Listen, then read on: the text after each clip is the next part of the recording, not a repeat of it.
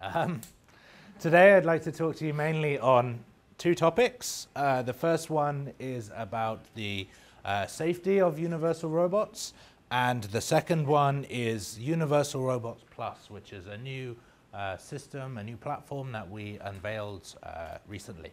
So there are a lot of materials available to help companies with doing a risk assessment for our robots, both official ISO documents and third-party services and guides. So coming back into our collaborative robot document 15066, what sort of things does that tell us? How does that help us in doing our risk assessment? One thing that it helps with is setting out our robot's workspace. You can see from this diagram here that the workspace is split into two zones. The red one, number 1, and the green one, number 2. So the red zone here is the normal zone or the robot-only zone. So in this space here, there is no chance of a collision with a human worker, so the robot can work very, very fast to minimize the cycle time. And then we only really have to be concerned about the safety in the green area here, which is where the robot and the human are actually interacting and working together. So here we want to assess all of the potential risks in this area and then reduce them and put into place certain equipment or programming to make sure that the person is safe in that area. And another resource that this document provides to help with this is talking about collisions between, so with a human, and what is an acceptable force and speed to bump into a person. So this graph here just is basically explaining that a high force for a very short time will not actually result in any injury. Just an example of something like this is if I knock my knuckles on the table, the force on my knuckles is very, very high, but it's a very short time, so there is no injury. And that is something that is also relevant here. Also, different parts of the body have different pain and injury thresholds. So if I bump into someone, say in this part of the arm, injury is very unlikely, but head collision is not acceptable. So these are things that I need to take into consideration, and these documents will help to explain this. So perhaps just seeing this, it doesn't seem so straightforward, but that's why we have all of these third-party guides to simplify this process.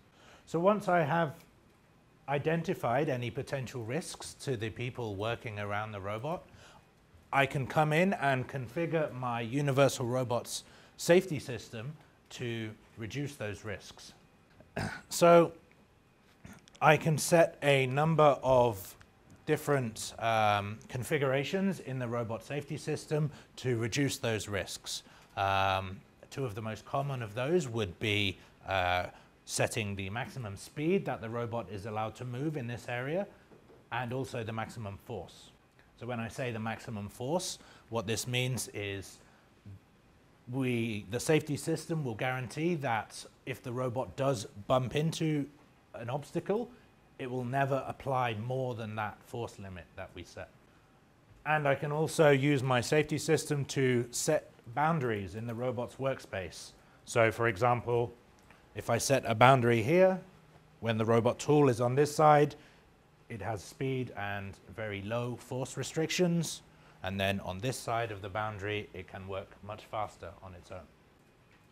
And in some circumstances, there are going to be cases that even with strict force and speed limits, we still have not reduced the risks to the user enough, so we want to add some additional safety equipment.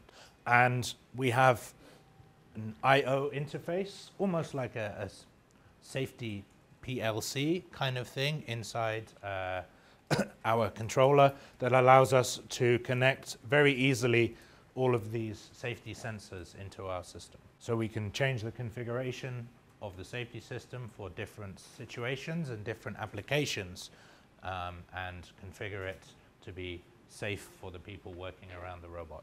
Okay, so that's a very, very brief introduction to risk assessments and safety configuration. And now I would like to move on to talk about Universal Robots Plus. So Universal Robots Plus is an ecosystem, that we call it, to enable applications for our robots to be easily developed and also shared between different users. So Universal Robots Plus consists of two main parts. The first one being our developer program, which is called Plus U. Now, this developer program is completely free of charge. It includes a full software development kit for making plugins to work with our software directly. And then on top of all of those development tools, we provide free of charge technical support system and forum for helping with the development of these applications. And once the development is complete, then the developer can submit their work to Universal Robots to have it tested and then certified. And then once the capability, the application has been certified to work well with our robots, we will put it onto our digital showroom. And this allows end users and distributors all around the world to view and purchase these applications that have been tested and known to work reliably with our system.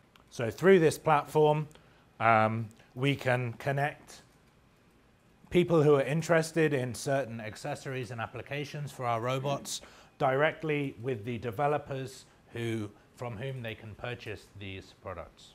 So why have we done this? Our objective is all about adding value.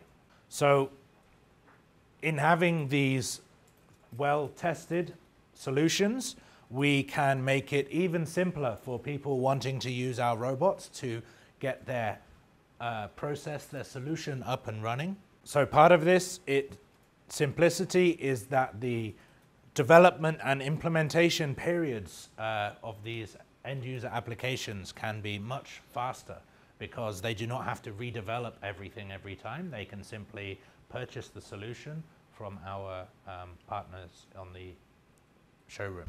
And as the end user knows that they are implementing something that has been certified by Universal Robots and thoroughly tested, they will be more comfortable with the reliability of their overall solution.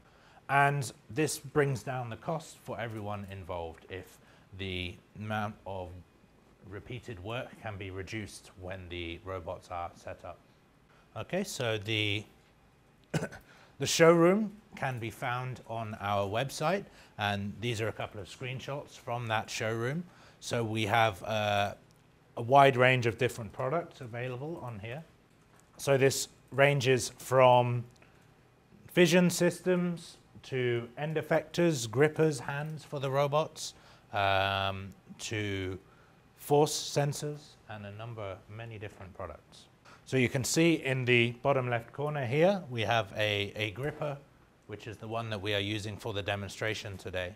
And all of these capabilities, or at least the ones you can see on the screen here, they include a hardware element that is designed to work very well with Universal Robots, and also a software plugin, so you can control their products directly through our programming interface.